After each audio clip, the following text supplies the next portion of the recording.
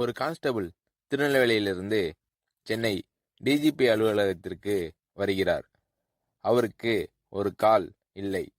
செயற்கை கால் பொருத்தியிருக்கிறார்கள். கைத்தடியை பிடித்து கொண்டு நடந்து வருகிறார்.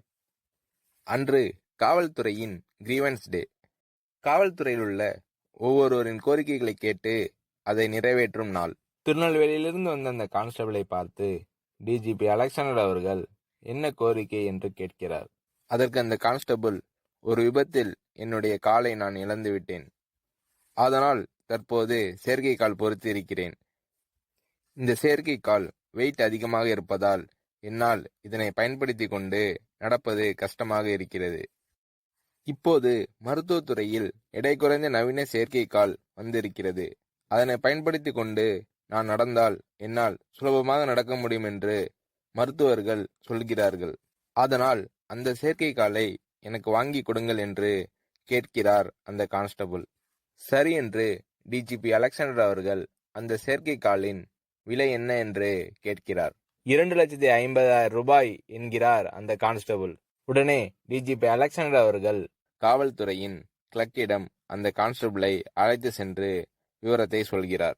அந்த கான்ஸ்டபிளின் விவரத்தை சரிபார்த்த அந்த கிளர்க், இவருக்கு வழங்க வேண்டிய அனைத்து நிதி உதவிகளையும் வழங்கிவிட்டோம். இவரின் கோட்டா முடிந்துவிட்டது. அதனால் இவருக்கு இனிமேல் பணம் வழங்க முடியாது.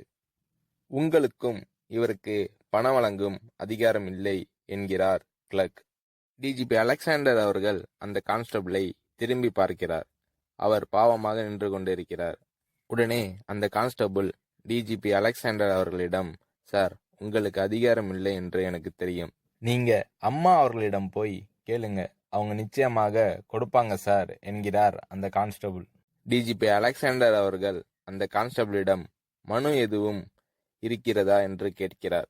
உடனே அந்த கான்ஸ்டபிள் தான் அம்மா அவர்களுக்கு எழுதி வைத்திருந்த மனுவை டிஜிபி அலெக்சாண்டர் அவர்களிடம் கொடுக்கிறார். அம்மா அவர்களிடம் சென்று டிஜிபி அலெக்சாண்டர் அவர்கள் அந்த கான்ஸ்டபிளின் விவரங்களை சொல்லி அவர் கொடுத்த மனுவை கொடுக்கிறார்.